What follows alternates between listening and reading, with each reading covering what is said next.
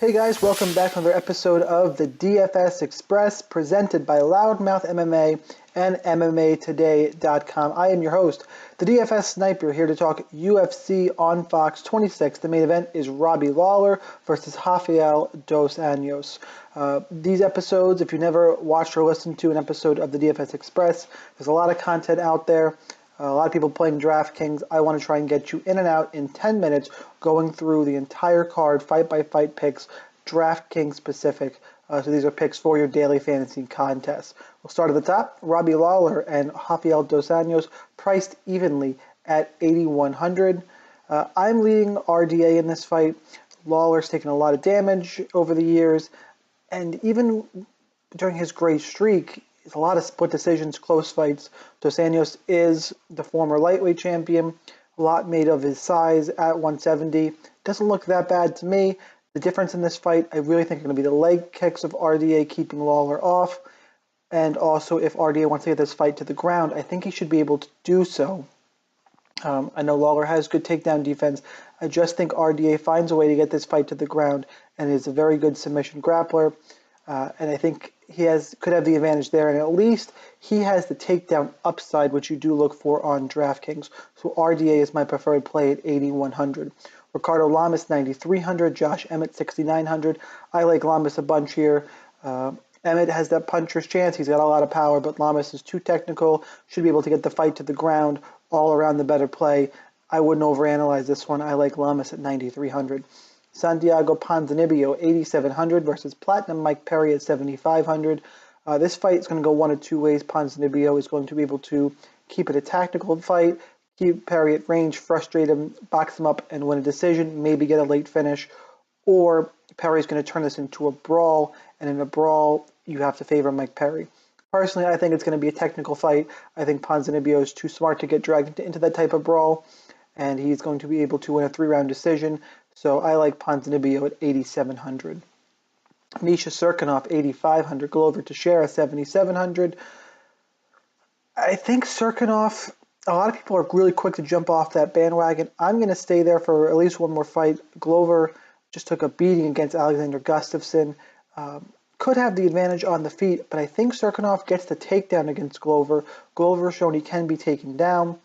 And I know he's got a great BJJ game, but Misha is decent on the ground as well. I don't think Glover will be able to find a sub, and Misha will be able to win rounds that way. If you get a few passes, those takedowns could pay off his price tag. Either way, Misha Cirkunov is my preferred play at 8,500. Jared Cannonier, 8,800 versus Jan Blachowicz, 7,400, and we're finally going to pick an underdog here. I'll take Jan Blachowicz at 7,400. I think he has a takedown upside. Cannonier showed in his fight against Glover he doesn't have much of a get-up game. Correction, he has no get-up game.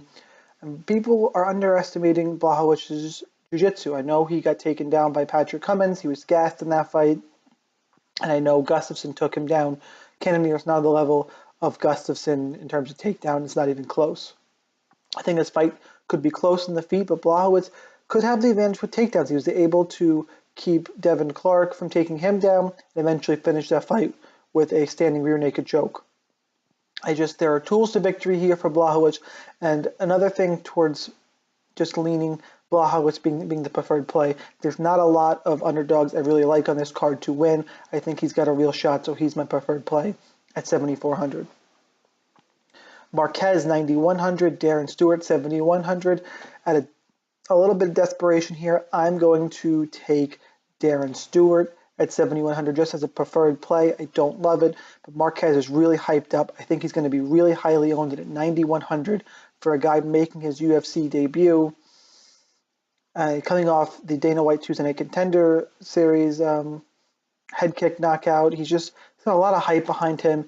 I think I want to fade the hype at 9,100. Stewart 0-2 in the UFC, back up against the cage here, back up against the wall. If he doesn't win, he's probably going to get cut. Marquez has been taken down on the regional scene. Stewart shot a surprise double against Franco Barbosa, but he has it in his repertoire, could get the fight down. Not something I'm overly confident in, but the odds should be closer here. I think Marquez is a little too hyped up, so Darren Stewart's my preferred play at 7,100. Chad Laprise, 8,200 versus Galora Bufando, 8,000. I'll take Laprise here. Bufando is a crazy athletic guy who got a knockout of Charlie Ward by throwing him to the ground. Charlie Ward's not any good, but Bufando is an athletic freak. A really awkward style, hands down, shoulder rolls, grunts when he throws, spinning kicks. Laprise keeps distance well. He's a veteran fighter. And really, you don't know what's going to happen if this fight gets to the ground. I think Laprise is going to try and keep space for a little while, use his distance, kind of feel this guy out, and eventually shoot in for a takedown. And then all bets are off. Bufando's never been past the first round. I'll take Laprise here. I can't trust a guy in Bufando in 8,000 where it's first round or bust against finally a real UFC caliber fighter. So Laprise is the pick at 8,200. Tim Elliott 9,000. Pietro Manga 7,200. Preferred play is probably Tim Elliott at 9,000. He's going to try and just wrestle this newcomer. Manga, though, is in play. If you watch the Daily Fantasy Scramble, which is a video I do for the Daily Fantasy MMA channel, Manga made that video as a potential play under 8,000 just because he has a good jiu-jitsu game. He could catch Elliott. We saw Elliott get caught by Ben 10. It's not the most likely outcome. The more likely outcome is Elliott wrestles this guy and scores a lot of points.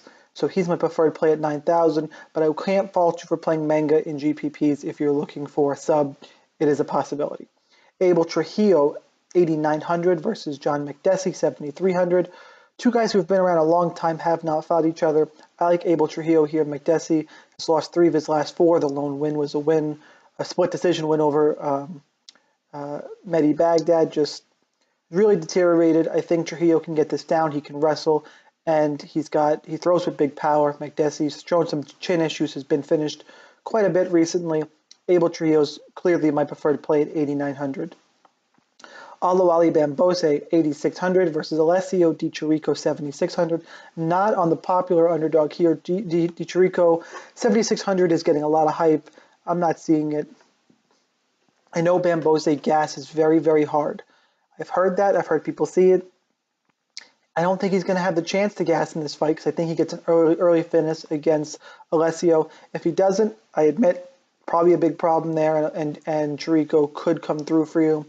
But Alessio Di Chirico is just not any good. I don't think he's going to be able to survive that early storm, and people seem to be overlooking that. To get to Bambose's gas tank, you have to survive, and are just breezing past that. I don't think he does. I'll take Bambose at 8,600. Jordan Mean, 8,400. Eric Silva, 7,800. A fight that I've had a hard time pinpointing, and I don't think you need a ton of. I mean, this fight could finish. It's not one. This is a fight you want exposure to if you're making multiple lineups. If you're making just one, it's hard to really, 1, 2, or even 3. It's hard to nail down someone who you're confident in for this fight. I'll take Jordan Mean. Eric Silva is clearly deteriorated after USADA has come in. Mean has takedowns. Silva's in a bad gas tank. There's just enough little factors that make me lean towards Jordan Mean at 8,400, but it's not a pick I'm super confident in. Nordine Taleb, 8,300 versus Danny Hot Chocolate Roberts, 7,900. Taleb keeps his space well, and Roberts is very susceptible to the takedown. Taleb, not so much recently, but in the past, has shown he has takedowns in his arsenal. I think he uses them here and gets a decision win against Danny Roberts. So if this is your first time watching or listening to the DFS Express, you may not be familiar. We're going to now build a sample lineup. We kind of alternate between cash games and GPPs.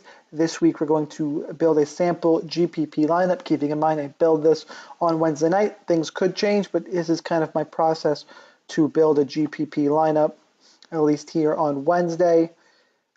Gonna want to look for finishes. It's finishes and grappling, the two most basic tenets of daily fantasy. So scrolling through here, I'm going to sort by price. There's not a ton I like in the lower end, which usually I'll start from the top and work my way down and build. This week, though, you have to be really careful with salary in terms of your construction. You also want to be different in GPPs. I think everyone's going to be on Tim Elliott. So, for the purposes of this video, we're going to build a lineup with Pietro Manga, keeping in mind I'm probably a lot of times going to want to pay up for Jan Blachowicz instead. But Pietro Manga at 7,200 will put him in, because if he does win, it should be a submission, should score well, and he should be really low owned. That gives us enough salary where I think I'm going to try and pretty much stick right there. 85 and change per fighter. I like Bambose. It's early finisher bust, also should be low owned, so he's a good GPP play. Nordine Taleb should have takedown upside, 8,300. I like him a lot. Then you can fit in, you can go Chad Laprise at 8,200. You could take someone in the main event. Abel Trujillo is a good GPP play, plenty of power, and really Makdessi's chin gives me worry, so I'm going to put in Abel Trujillo. 8,500 left to fighter, doing pretty well here on salary. I'm going to try and save a little bit. Think for the purposes of this, in terms of ownership and finishing, probably get a little bit of savings here by, I'm going to go to the main event, RDA, 5 rounds. One of his passive victory is a 5-round decision, 8,900 per fighter. Go Ponzinibbio or Serkinov. I'm going to go with, either one works here. I'm going to go with Serkinov because I think he'll be a little lower owned. That's a decent sample lineup. Pietro Manga. You can also do Jan Blachowicz as your underdog if that's what you prefer. Oluwale Bambose, Nordine Taleb, Abel Trujillo, RDA, and Misha Serkinov. So that's it for this episode of the DFS Express. Please follow me on Twitter at the DFS Sniper. Please jump over to my YouTube page and subscribe at the DFS Sniper. You can search, and make sure you like this video or episode wherever you are watching or listening. I appreciate the support. Good luck in your contest. I will see you in 2 weeks, and enjoy your holiday.